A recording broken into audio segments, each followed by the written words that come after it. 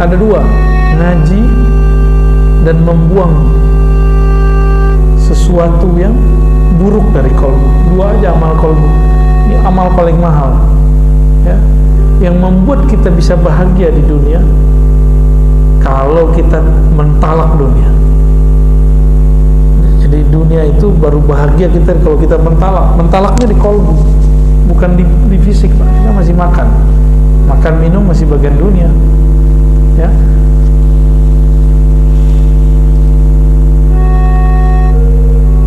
Maka orang-orang yang melalaikan masa-masa di dunia ini, itulah orang yang paling kacau jiwanya, paling labil jiwanya.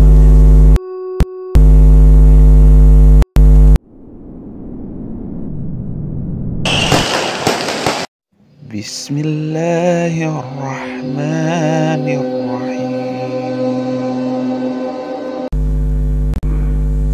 Ini masuk ke bab ma'rifat, ya. Jadi emang bahasanya begini. Maka Imam Ibnu Ayyad, ya, Ibnu Ayyad di sini menukil ayat kullu syai'in halikun illa wajha. Segala sesuatu itu pasti binasa kecuali wajah Allah Subhanahu wa taala.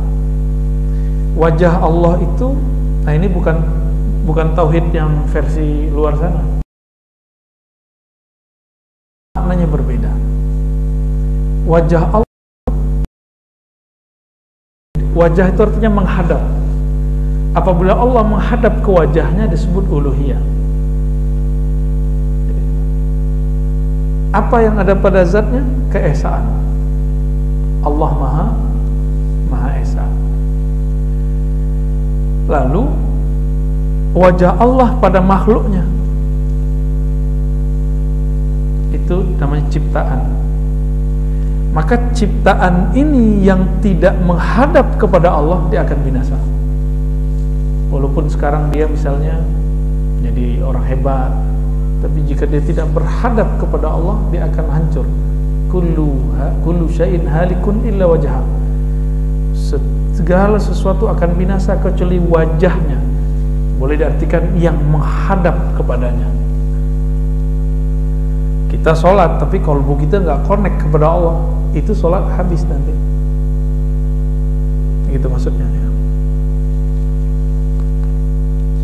Ketika kita sedekah lalu tidak menganggap sedekah ini hartamu ya Allah, rezeki darimu, maka aku kembalikan kepada hambamu, itu langsung dia kekal.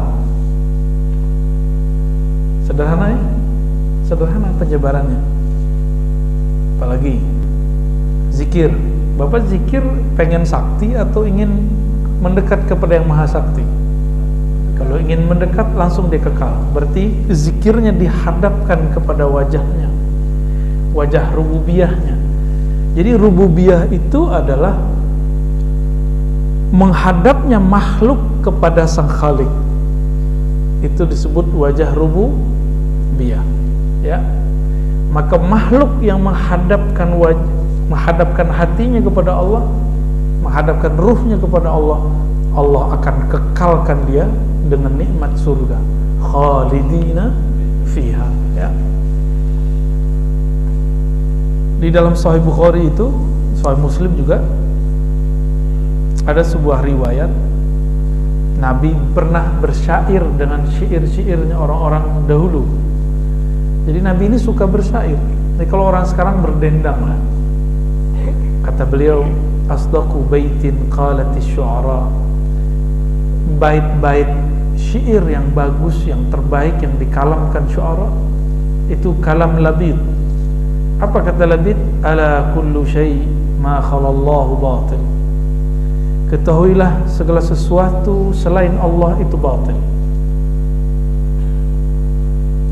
Ketahuilah segala sesuatu selain Allah itu batil. Maka niat kita benar apa enggak? Kalau emang karena Allah, dikekalkan oleh Allah Subhanahu wa ta'ala. Alam kullu syai'in ma khalallahu batil. Ketahuilah segala sesuatu selain Allah batil. Ini diartikan oleh Imam Ibn Arabi dengan wahdatul wujud. Dan banyak ulama salah faham di situ, karena tidak semua ulama itu mengalami pengalaman ruhani. Seperti Ibnu Taimiyah, dia mengatakan Ibn Arabi itu sesat karena mengatakan bahwa Allah bersatu dengan alam. Ya, itu keliru. Ibn Arabi nggak ngomong gitu. Ibn Arabi ngomong wujud yang hakiki cuma wujud Allah. Wujud hakiki itu wujud yang mana dia ada dengan dirinya sendiri. Kita lahir aja dilahirin, enggak? Allah enggak, lam yalid walam yulad. Ala kullu syai'in ma khalallahu batil. Segala sesuatu selain Allah batil, maka di mana saja, apa saja yang di dalamnya tidak ada nama Allah, dia batil. Kita ngaji begini niatnya kak karena Allah, langsung sia-sia. Batil artinya sia-sia, doi, langsung sia-sia. Jadi semoga Allah luruskan niat kita semua, termasuk niat saya juga ya.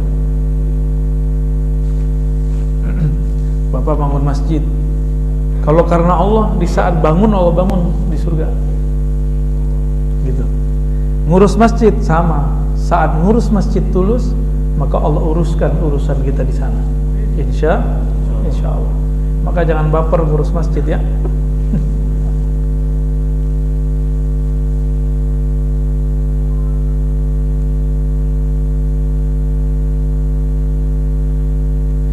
Imam Abul Hasan Syadzili pernah ngomong begini, inna lananzur ilallahi bi basaril imani wal iqam.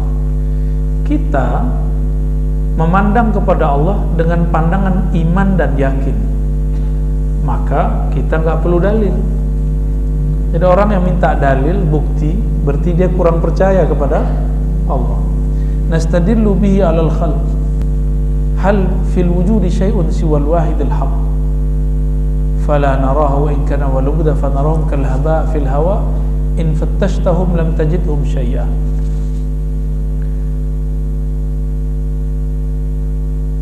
Masa makhluk dijadikan bukti adanya khalik? Ya, ini versi ahli tasawuf. Ya, kita boleh garis ya. Ahli kalam atau ahli akidah disebut dengan mutakallimin ya.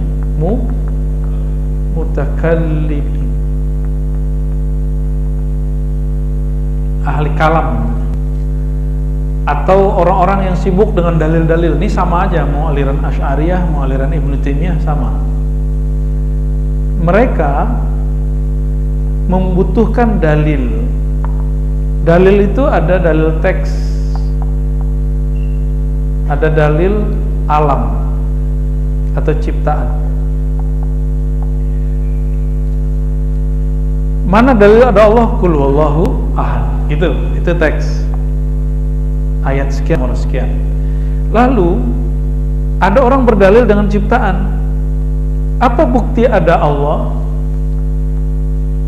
Apa bukti ada Allah? Ada ciptaan. Nah, ini versi mutakal. Jadi dia kemudian mengatakan karena ada ciptaan berarti ada Allah yang mencipta. Versi siapa? Oke. Kalau ahlul azwaq atau orang ihsan, ahli ihsan, nggak begitu. Allah lah dalil bahwa diri. Apa dalil Allah ada? Allah itu sendiri. Apa bukti madu itu enak? Cobain aja sendiri. Gitu. Nggak perlu pakai dalil gula, gitu, nggak perlu. Apa bukti bahwa air senang apa? Kias. Buat kias-kias di sini. Dan Allah memang mengajarkannya, membolehkannya. Ya, boleh kita berdalil dengan kias. Allah akan nyuruh. Gitu. Law kana fihima, seandainya di dalam pada langit dan bumi itu ada lebih dari satu Tuhan atau ada dua Tuhan, maka dia akan rusak, misalnya gitu. Nah, ini bentuk-bentuk silogisme yang Allah buat di Quran. Jadi apa bukti Allah ada? Ya Allah itu sendiri. Nggak perlu pakai. Nah, kita mau, misalnya bapak-bapak ini mau ngelamar seseorang, nanya, ini orang baik nggak sih? Karena kita nggak dekat sama dia, nggak menyaksikan, kita minta tolong orang bercerita. Berarti kita cari dalil. Kalau udah ketemu orang ini gimana? Nggak perlu nanya orang lagi, ya benar nggak?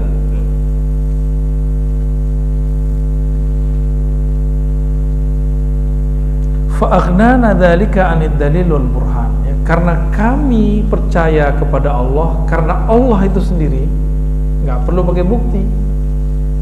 Itu maksudnya. Bagi beliau, alam semesta ini bukan bukti Allah ada. Justru karena Allah adalah alam ini ada. Dibalik, ya. Bukti punya nyawa, badan bergerak, punya ruh, itu kata orang ahli kalam. Kalau ahli ihsan enggak, kamu hidup itu karena si nyawa itu, karena ruh itu. Itu maksudnya, ya.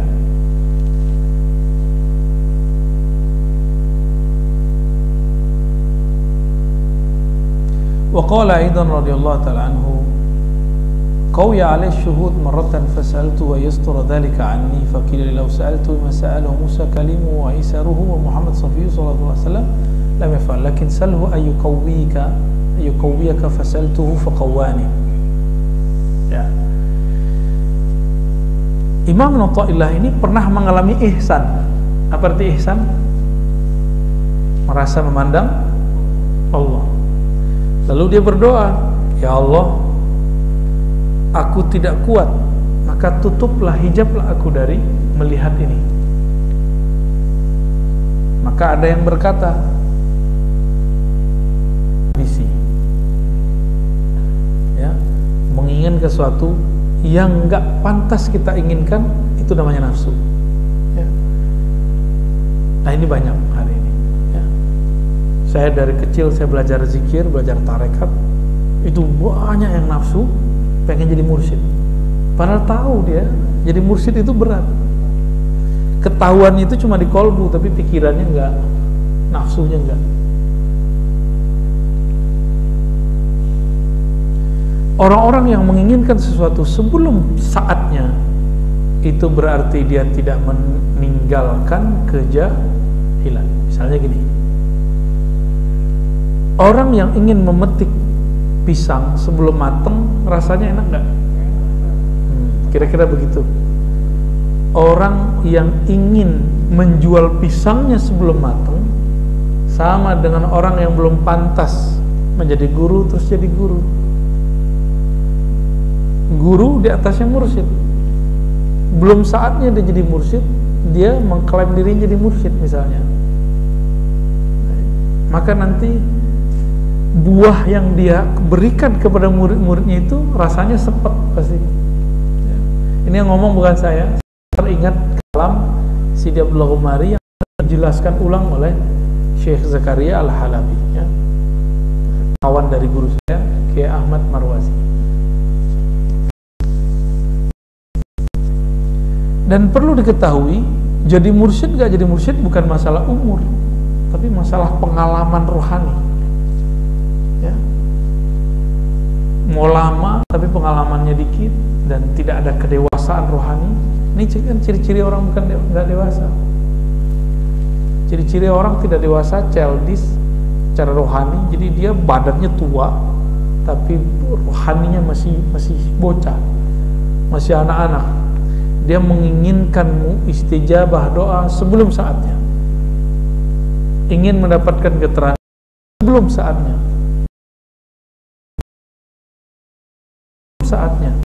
Coba lihat yang belum umurnya, pernah nggak? Dulu pernah anak-anak nggak? Pernah nggak minta ke orang tua sesuatu yang bukan umuran kita? Hah? Beneran? Antum waktu kecil ingat nggak? Minta sesuatu itu bukan umuran kita seharusnya. Takut galak orang tua. Kalau saya sering dulu minta sesuatu yang sebenarnya itu belum umur saya minta. Nah, tapi dikasih tahu nih belum, nih orang gede, kita paham. Anak kecil ini kan ada tipe yang bisa dibilangin, ada yang nggak bisa dibilangin.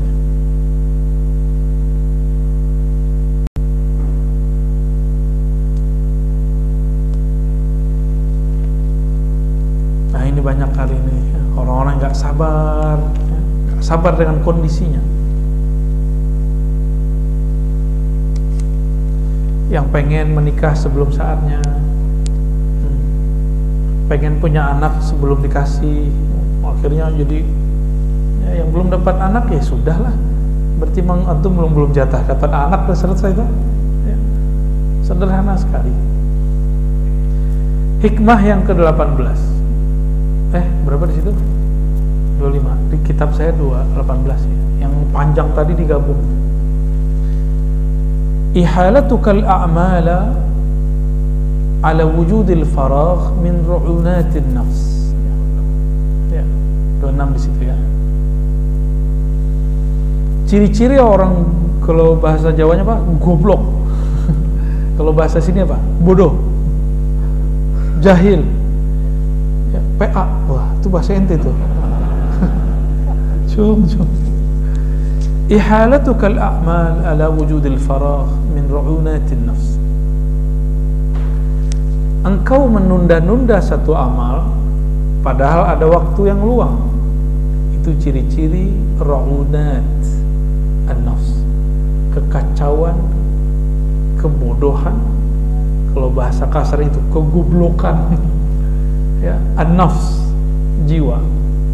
Tanda, kalau bahasa saya, ini tanda jiwamu labil. Waktu kosong malah dia biarkan. Nanti ketika sibuk berandai-andai. Coba kalau luang, dikasihlah luang WFH. Bener? Tapi sama aja.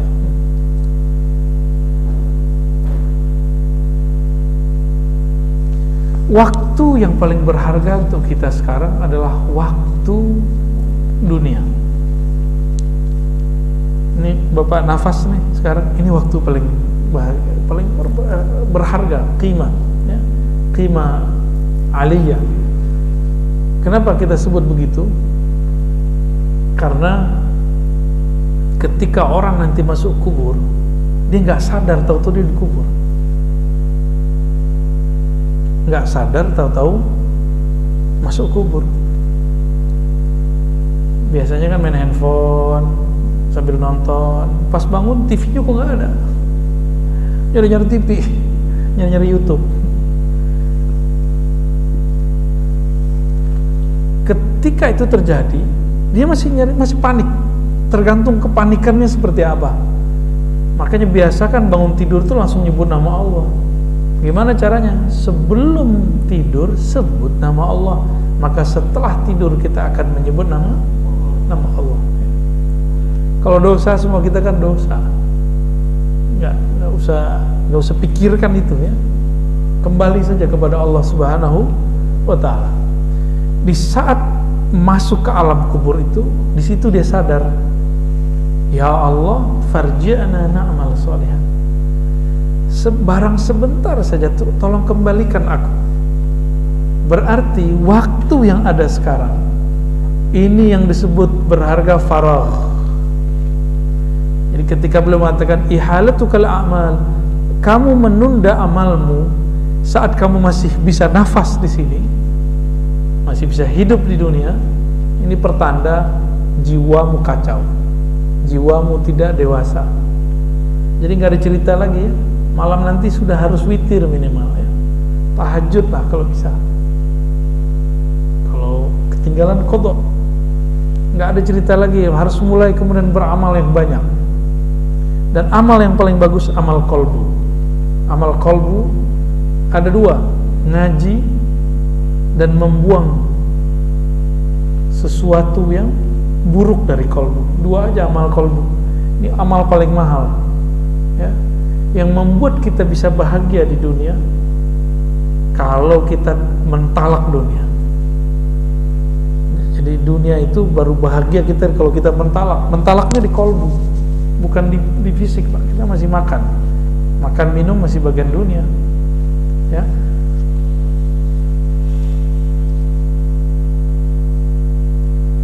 Maka orang-orang yang melalaikan masa-masa di dunia ini, itulah orang yang paling kacau jiwanya, paling labil jiwanya.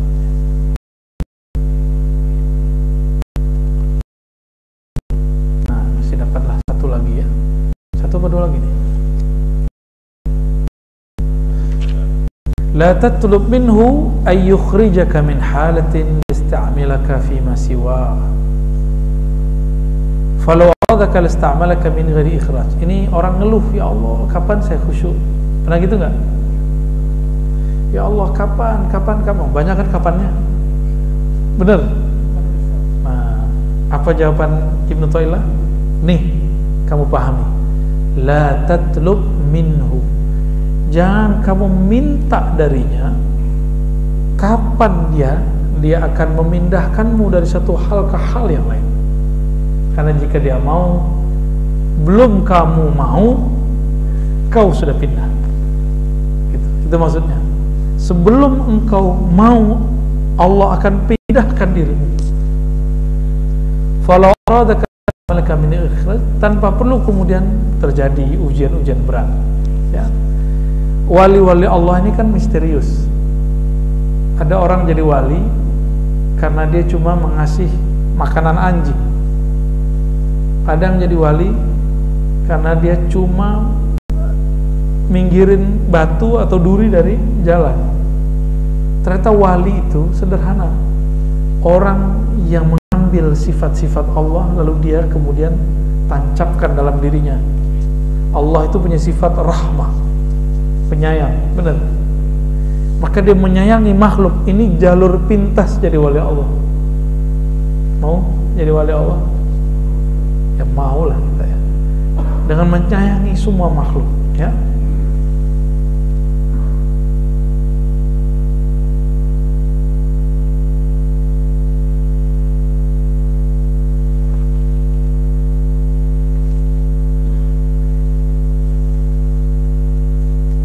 Jadi kalau ada orang pengen zuhud terus dia berhenti kerja, itu bukan zuhud,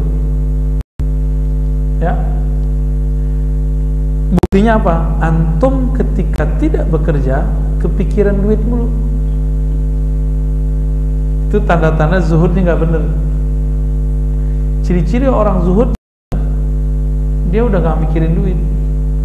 Duit datang cari dia, dia nggak nyari duit, nyari dia. Akhirnya tidak ada kemudian ganggu dirinya. Itu baru zuhud, ya. Gimana? Itu salik untuk berdiam, tawakuf namanya. Udah bahasa Betawi ya, tawakuf pengajian, tawakupan. Nanti habis tawakupan ya. Tidaklah seorang salik berkehendak untuk diam tawakuf ketika mengalami suatu kasyaf.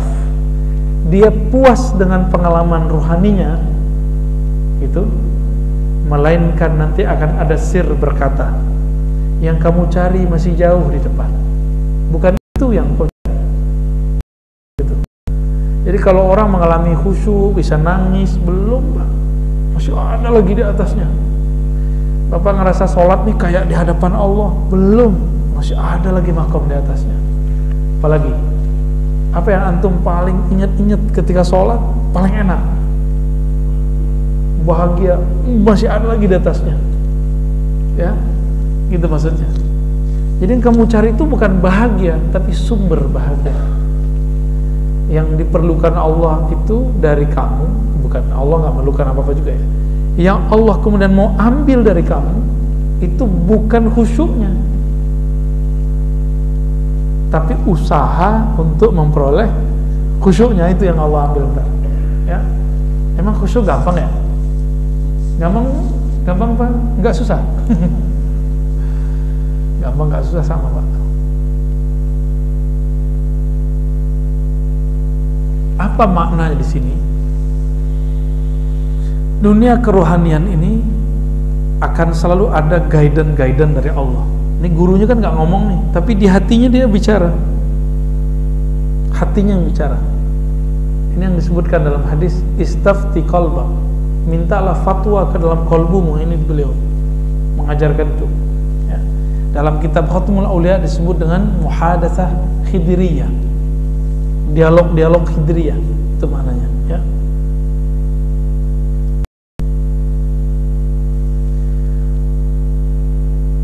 Maka di sini Imam Shustari namanya mengatakan fala taltafit fis sayri ghairan fa kullu ma siwallahi ghairun fattakhidh dhikrahu hisnan. Jadi kalau kita sampai di melewati satu perjalanan, tujuan kita mau ke Bandung, pas di tol jalannya bagus nggak, pemandangannya bagus nggak, berhenti nggak di situ? Kalau berhenti di situ berarti kita lupa dengan tujuan. Nabi mengatakan kun fid dunya ka'abir sabil. Hendaklah kamu berada seperti orang abir itu yang melewati, sabil jalan, ya anak jalanan, musafir. Maksudnya apa? Bapak pernah ke luar negeri, pasti sebagian. Kalau ke luar negeri bawa banyak koper gimana? Gak usah keluar negeri, provinsi banyak-banyak, ribet nggak? Itu koper, ada koper tanah, koper rumah,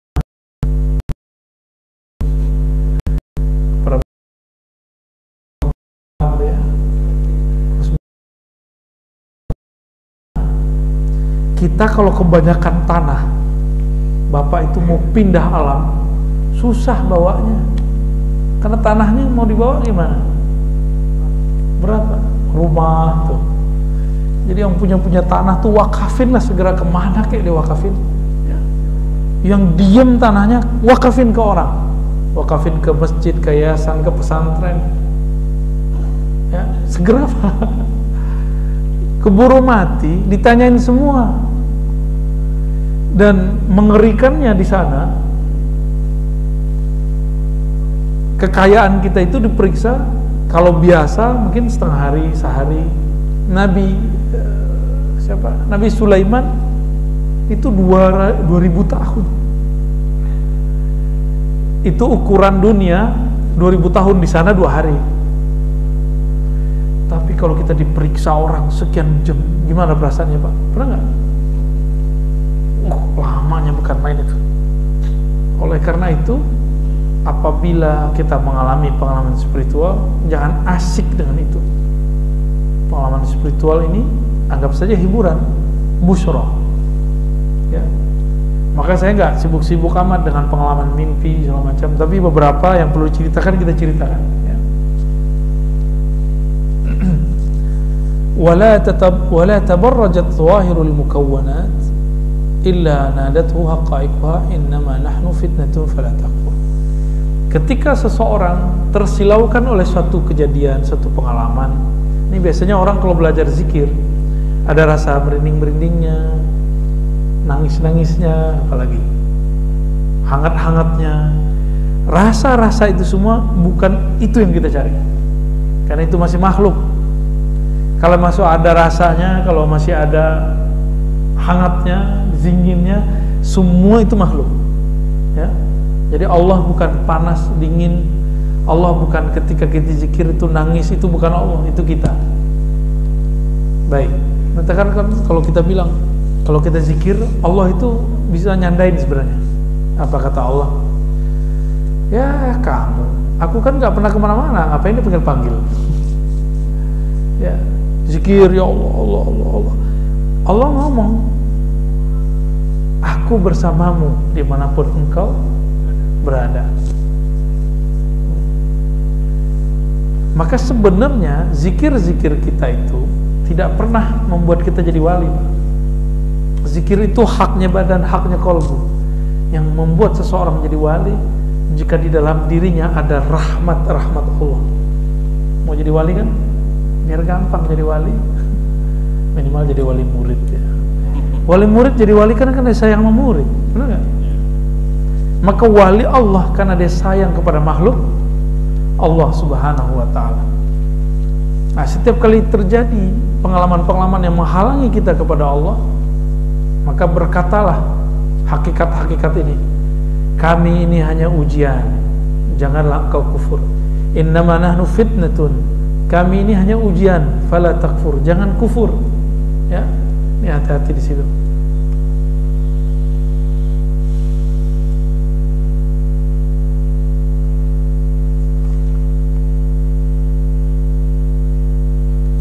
Ya. Orang ketika dia belajar ilmu kerohanian, di kolbunya belum dibersihkan, Pak. Misalnya perasaan pinter. Nah, hati-hati ya. Perasaan merasa suci.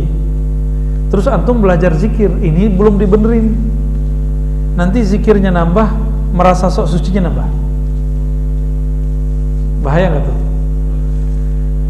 Kita belum sembuh dari penyakit sombong. Tambah ilmu, tambah sombong nggak? Tambah sombong. Ya, nah, ini hati-hati di sini.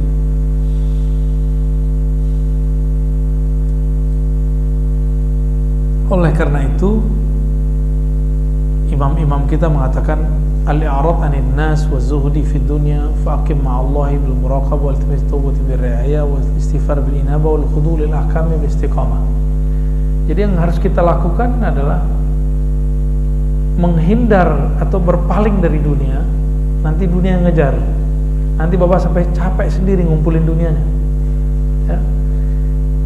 Dunianya ustadz apa? Ceramah. Nanti diubur-ubur orang terus, Pak, ntar. Jadwal, ketika kita sudah bosan dengan semua jadwal, tambah banyak yang minta. Emang begitu. Bapak kan kalau udah, kan katanya tua pengen hidup bahagia, masa pensiun, apanya yang pensiun? Ya, katanya nanti kalau anak-anak udah gede bisa jagain kita, yang ada kita jagain anaknya, cucunya. Saya menyarankan nih teman-teman, nih mohon maaf ya, antum tersinggung aja ya. Kalau sayang sama orang tua, jangan susahkan orang tua dengan cucu-cucunya. Sesekali boleh, seneng. Jadi sama orang tua itu ya, buatlah mereka kasih fasilitas senikmat-nikmatnya, biar orang tua itu nyaman. Ridho orang tua kita jadi wali, Pak. Gampang tuh? Ridho al-walidain. Ridhonya orang tua itu ridho Allah. Kalau Allah ridho, wali nggak? Ridho Allah fi birdal walidain, kan gitu ungkapannya. Uwais Al-Qarni jadi wali kenapa? Karena dia banyak wirid? Karena dia berkali-kali umroh? Enggak. Kenapa ini nggak diekspos? Kenapa sebelum pandemi? Kayaknya kalau mau jadi orang bener umroh dulu berkali-kali ya. Yang kaya orang travel ya. Maaf ya orang travel ya. Ini nggak diekspos bahwa Uwais Al-Qarni jadi wali bukan karena dia pergi haji umroh, justru karena dia nggak jadi pergi umroh dan haji. Kenapa dia menjadi wali? Karena dia merawat ibunya, memuliakan ibunya, mahar masuk jadi wali itu. Gampang-gampang susah ya? Ya enaknya ngomongin doang, ntar kalau sudah ketemu orang tuanya bingung. Wah, masih ada. Cukup. Banyak ini. Ya. Assalamualaikum warahmatullahi wabarakatuh. Ada pertanyaan, Ustaz. Meluruskan stigma negatif kepada tasawuf. Ada yang bilang ini sesat ataupun bid'ah. Mohon penjelasan Buya tentang beda tasawuf, akhlak dan tasfiyatun nafs. Yang kedua, apakah tasawuf harus berthariqah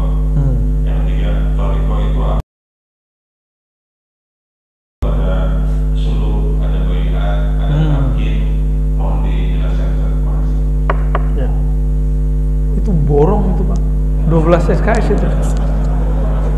Ya. Enggak ada lagi. Udah biarin. Enggak usah pakai. Nah, perhatiin kalau gitu ya. Coba antum lukis di kepala sendiri. Tasawuf itu lingkaran besar. Oke. Tasawuf itu intinya ihsan. Fikih itu intinya Islam. Akidah itu intinya iman. Oke. Tasawuf yang besar itu untuk mendapatkan ihsan, beribadah seakan memandang Allah, merasakan kedekatan Allah, apa yang harus proses tazkiyah ya. Proses apa namanya? Tazkiyah. Proses tazkiyah ini ada kurikulumnya disebut metode itu bahasa Arabnya thoriqah ya, jalan, metode.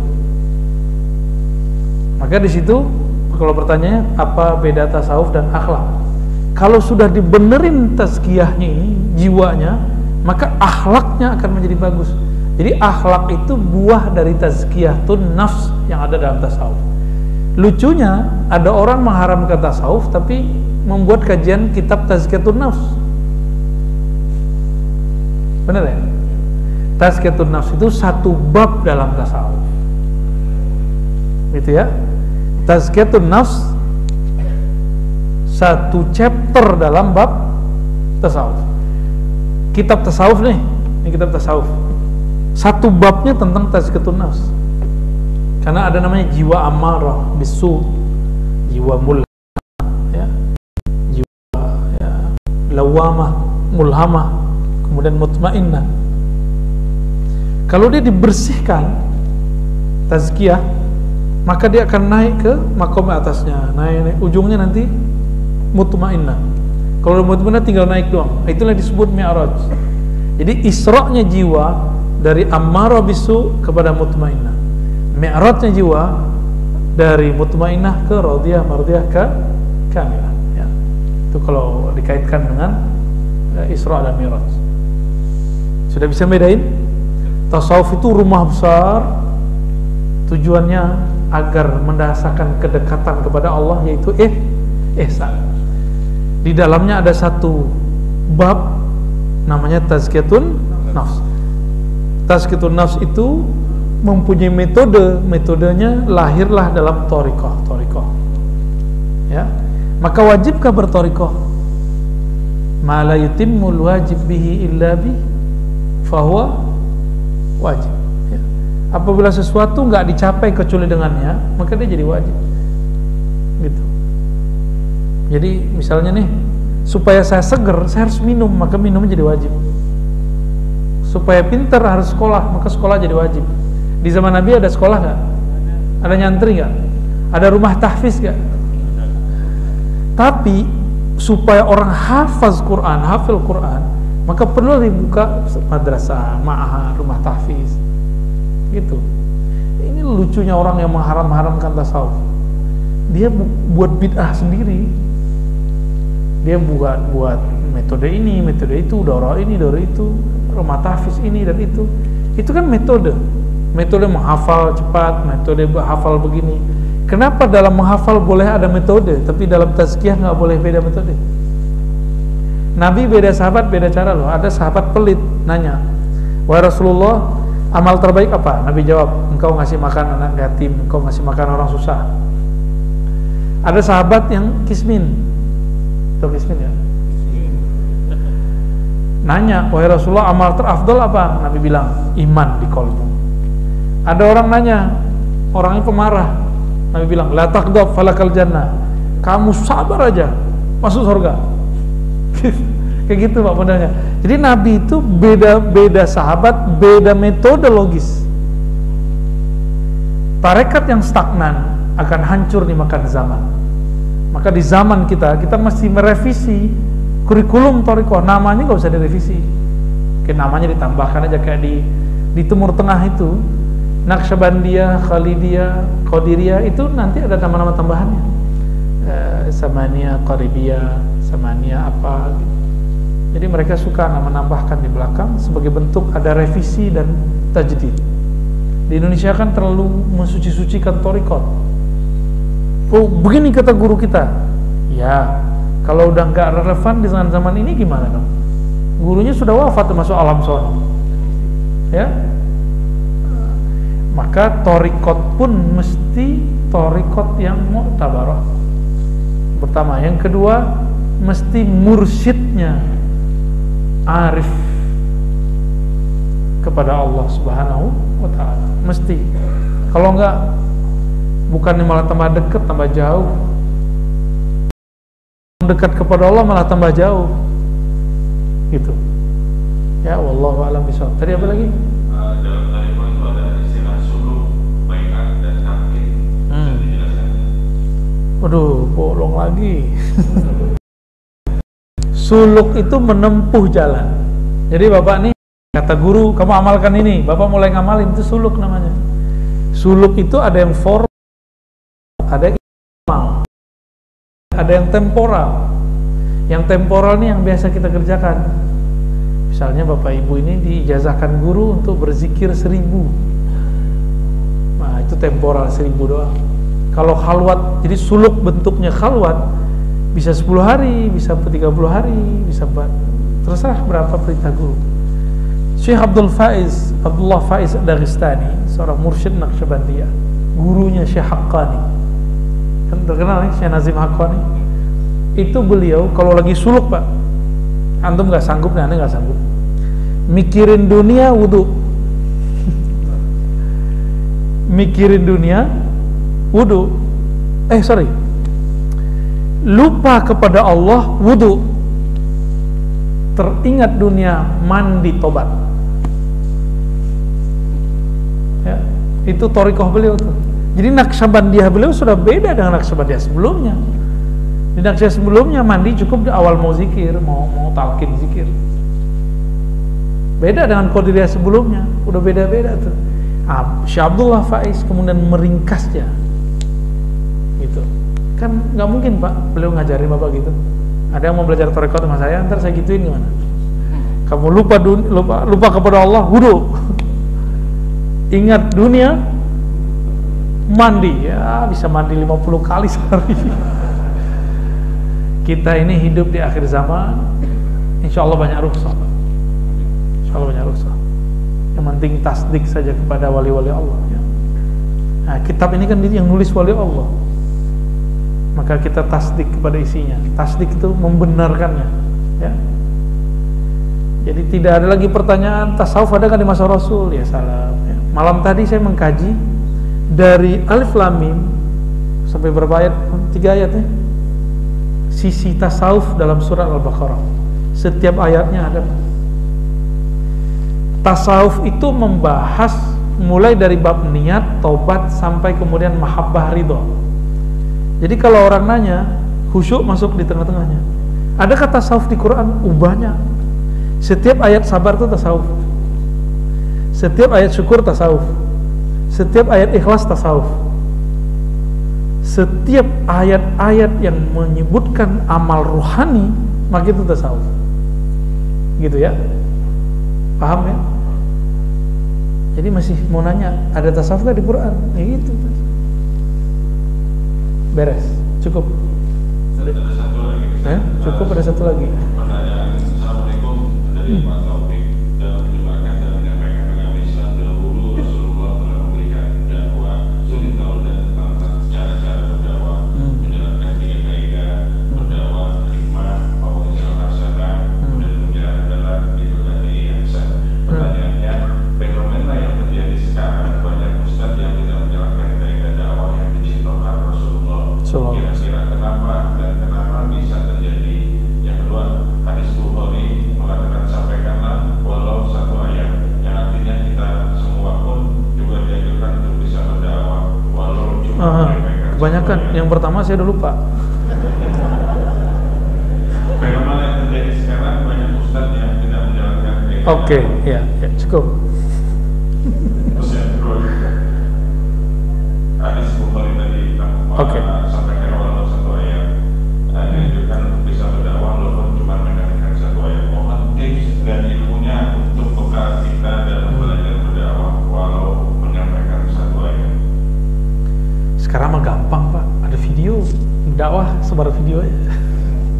Ya, dai-dai yang tidak dididik oleh gurunya, mursyidnya, maka mereka yang mendidiknya syaitan. Ya. Dai-dai yang dididik gurunya kan punya guru terus bersambung ke Rasulullah, pasti ada sifat yang mengalir ke dalam dirinya. Apa itu? Mengajar dengan mauizah hasanah. Orang ini banyak lupa bahwa dakwah itu bil urfi wa'mur bil urfi, ajaklah orang dengan urf. Apa arti urf? Sesuatu kebaikan yang sama-sama dipahami oleh dia, itu disebut dengan urf. Itu dia. Maka jika ada orang berdakwah dengan sesuatu yang objek dakwahnya nggak ngerti, maka dia bukan berdakwah dengan benar. Adapun kemudian yang disebut dengan wajadilhum billati hiya ahsan, itu ke ahli kitab, apalagi sesama muslim. Ini kan sesama muslim itu saling membid'ahkan, ya, termasuk aneh. Kalau kita udah kurang kok, jauh. Saya semenjak pandemi udah jarang banget kok, kecuali dipancing-pancing dikit, karena masih ada energi hot di dalamnya. Naik lagi, kadang ya, kadang. Jika di kolbu itu isinya rahmat Allah, maka yang keluar pasti kasih sayang. Tapi jika di kolbunya ada kebencian, berarti selain Allah, maka dakwahnya isinya kebencian. Orang-orang yang ingin mengajak kepada Allah harus tahu dulu jalan kepada Allah, harus mengenal dulu jalan kepada Allah. Bapak mau ngajak saya ke Nikmah, Japos, nggak punya GPS, nggak pernah kesini, ketemu kan ntar? Ya, orang mau mengajak kenal Allah, tapi dia tidak mau menyelami nama dan sifat-sifat Allah, ya salam. Ya, nah ini perlu kita garis bawahi bahwa mudah kok jadi dai yang kolbunya bening itu. Warisi saja sifat Rasulullah Sallallahu Alaihi Wasallam. Yang kedua tadi apa? Balighu anni walau ayat. Ini hadis sahih, pemahaman orang banyak nggak sahih. Dimanfaatkan loh oleh kawan-kawan kita yang berdakwah sebelum matang. Balighu anni walau ayat bukan berarti ceramah, ya, nggak mesti ceramah kok kalau dakwah. Emang Nabi maksudnya dakwah di ceramah di situ? Enggak kan? Kalau untuk ceramah, ngajar kitab, mesti punya kemampuan-kemampuan tambahan.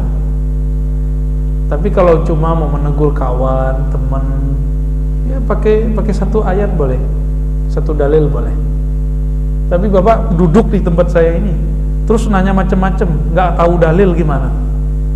Kejadianlah seperti di Bandung, ada ustadz siapa namanya, ditanya perihal yasinan, nggak bisa jawab, langsung bilang bid'ah aja. Ya. Yang paling lucu dari tahun 80-an 90-an ini rame mengenai doa anak sampai ke orang tua, selain anak nggak nyampe. Sering dengar nggak dulu? Itu kan kacau itu. Itu orang ingin menyampaikan satu ayat, itu doang yang dihafal, tapi salah paham karena hanya mengenal satu ayat. Jadi tolong dibedakan ad-da'wah ghair al-fatwa. Fatwa, dakwah itu beda. Jadi kalau antum ini bukan ahli fatwa, nggak pernah belajar fikih, usul fikih, hadis dengan mendalam, cukup berdakwah dengan pengertian memberi motivasi. Jangan bermain di wilayah hukum. Ini baru hijrah 3 bulan lalu, sudah berani membid'ahkan ustadz yang sudah puluhan tahun bersama kitab-kitab yang gundul itu. Aneh Pak sekarang, betul-betul aneh. Baru hijrah kemarin, gak pernah nyantri, kiai-kiai dibantah.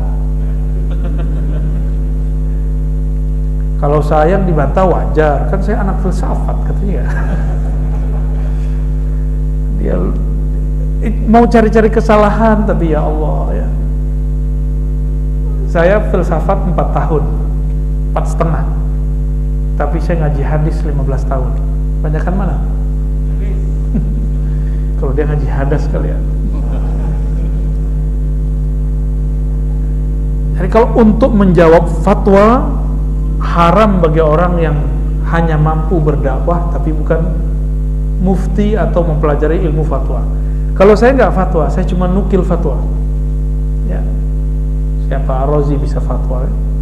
Saya cuma menukil fatwa. Mana fatwa-fatwa yang kemudian luput dari banyak orang, nah kita ulang. Masalah bank, saya nggak pakai fatwa saya sendiri, saya pakai fatwa Darul Ifta Mesir. Ya, asuransi segala macam itu saya pakai fatwa sana. Karena saya tidak memandang diri saya mampu berfatwa, walaupun dapat ijazah dari guru saya dan dibolehkan berfatwa. Ya, tapi saya nggak lakukan itu ya. Belum saatnya lah. Nantilah ya. Kecuali persoalannya tidak ada di zaman dulu, ada di zaman sekarang dan belum ada yang bahas, baru kita cari dalilnya sendiri. Kira-kira begitu ya. Alhamdulillahi Rabbil Alamin.